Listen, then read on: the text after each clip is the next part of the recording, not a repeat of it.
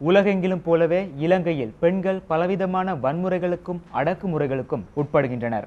ஆம், சட்டமும் ஒழுங்கும் இலங்கையில் புறக்கணிக்கப்பட்ட நிலையில் பெண்களுக்கு எதிரான வன்முறைகளுக்கு எதிராக நடாத்தப்பட்ட ஆர்ப்பாட்டம் ஒன்றிற்கே நாம் இப்போது செல்ல இருக்கின்றோம். நாட்டில் சட்டமும் ஒழுங்கும் புறக்கணிக்கப்பட்டு மனித உரிமை மீறல்கள் அதிகரித்து நாட்டின் நிலை மோசமடைந்து செல்வதை வெளிப்படுத்தவே இவர்கள் பொரளை மயானத்திலிருந்து இந்த ஊர்வலத்தை ஆரம்பிக்கின்றனர்.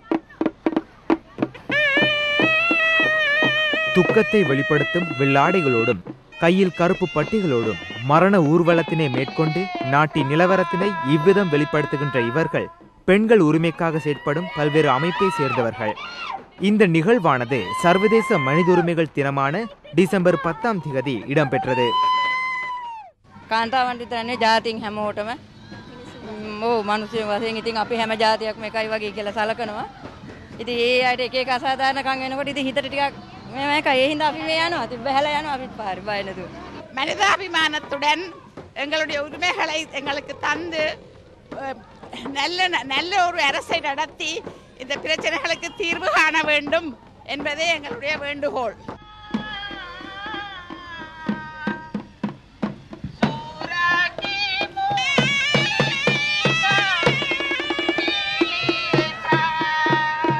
சட்டத்தரணிகள், ஊடகவியலாளர்கள், தொழில் வல்லுநர்கள், கல்விமான்கள் மற்றும் பொதுமக்கள் என அனைவரினதும் உரிமைகள் மிக மோசமாக இவ்வாண்டில் பாதிக்கப்பட்டிருப்பதாக இந்த ஆர்ப்பாட்டத்தின் போது சுட்டிக்காட்டப்பட்டது.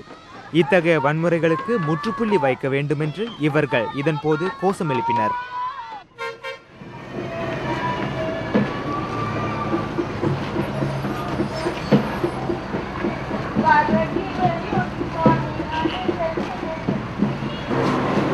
நீங்கள் இந்த ஆர்ப்பாட்ட ஊர்வலத்தில் பங்கு கொண்டு உங்களுடைய ஜனநாயக உரிமைகளுக்கு எதிராக நடைபெறும் வன்முறைகளுக்கு எதிர்ப்பு தெரிவிக்கலாம். நீங்கள் பெண்கள் என்ற முறையில் அல்ல, மனித குலத்தின் ஒரு அங்கமாகவே இந்த எதிர்ப்பை தெரிவிக்கின்றீர்கள். நிச்சயமாக, ஏனென்றால் இந்த நாட்டிலே ஒவ்வொரு ஆணும் கடத்தப்படுகின்ற பொழுது ஒரு பெண் தவித்துக் கொண்டிருக்கிறாள். அது மட்டுமல்ல, பெண்களும் கடத்தப்பட்டுக் கொண்டிருக்கிறார்கள். ஆதலினால் தான் இன்றைக்கு சிறையிலே அடைக்கப்பட்டிருக்கின்றவர்கள் அல்லது பூசாவிலே அடைக்கப்பட்டவர்களே பெண்கள் பலர் இருக்கின்றார்கள். எனவே அவர்கள் கொதித்தெழுந்தது நியாயமாகின்றது. அதற்காக நாங்கள் தோளொடுக்க வேண்டிய கடமைப்பாடுடையவர்களாக இருக்கின்றோம். நாம் ஒருமைப்பாட்டுடன் எமது எதிர்ப்பு குரலை தெரிவிக்க விரும்புகின்றோம். துன்பத்தை அனுபவித்து வரும் மக்களுடன் நாமும் பல்வேறு கொடுமைகளை அனுபவித்திருக்கின்றோம். பல பெண்களும் கொலை செய்யப்பட்டிருக்கின்றார்கள். ஊடகங்களும் தாக்குதலுக்கு உள்ளாக்கப்பட்டுள்ளன. இவை தொடர்பாக எவ்வித நடவடிக்கையும் எடுக்கப்படவில்லை. எனவே மக்களின் அபிப்பிராயங்களை கட்டியெழுப்ப இந்த கொடுமைகளுக்கு அவர்கள் மூலம் அழுத்தத்தை ஏற்படுத்தி ஏதாவது நிவாரணத்தை பெற்றுக் கொடுக்க வேண்டும். இந்த அநீதிகளுக்கு விசேடமாக பெண்களின் அநீதி குறித்து அரசாங்கம் தக்க நடவடிக்கை எடுக்க வேண்டும் என்று நாம் வலியுறுத்துகின்றோம். අද වෙනකොට ලංකාවේ මානව හිමිකම් සම්බන්ධයෙන් කටයුතු කරන්න බැරි තත්ත්වයක් උදා වෙමින් තිබෙනවා. මොකද නීතිඥවරයාගේ සිට පහළ ගම් මට්ටමේ ක්‍රියාධාරය දක්වාත් රාජ්‍ය නොවන සංවිධානවල නායකත්ව ක්ෂේත්‍රයේ ඉන්න සියලු දෙනාම විශාල තර්ජනයන්ට මුහුණ දෙනවා. ඊට අමතරව පැහැර ගැනීම, අතුරුදහන් වීම එමටයි. ඒ කියන්නේ එන්න වර්ධනය වෙනවා. ඒ වගේම නිර්මුක්තිය නිසා ලංකාවේ අධිකරණ ක්ෂේත්‍රය තුළ ඒ වගේම මේ පිළිබඳ පොලිසියේ ක්‍රියාකාරීත්වය පිළිබඳ අපේ බලවත් කනගාටුව තමයි ප්‍රකාශ කරන්න තියෙන්නේ. லிப்டன் சுற்றுவட்டத்தை அடைந்த இந்த ஊர்வலத்துடன் இன்னும் பல சிவில் அமைப்புகளும் இணைந்து கொண்டன.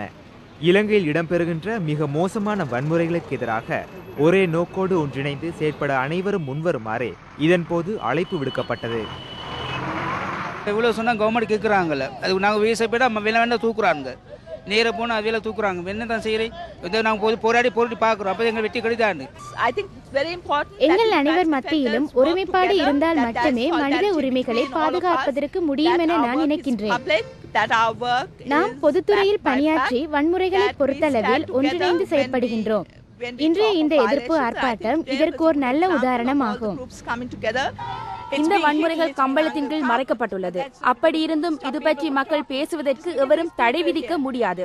இந்த மக்களை பாருங்கள், இவர்களின் குடும்பங்கள் காணாமல் போயுள்ளது. அவர்களை எவரும் கண்டுபிடிக்க முடியாதிருக்கின்றது. எவருக்குமே என்ன நடக்கிறது என்று தெரியாதிருக்கின்றது. ஆகவே இலங்கை மக்களுக்கு இதை பற்றி விழிப்புணர்வு ஏற்படுத்த வேண்டும்.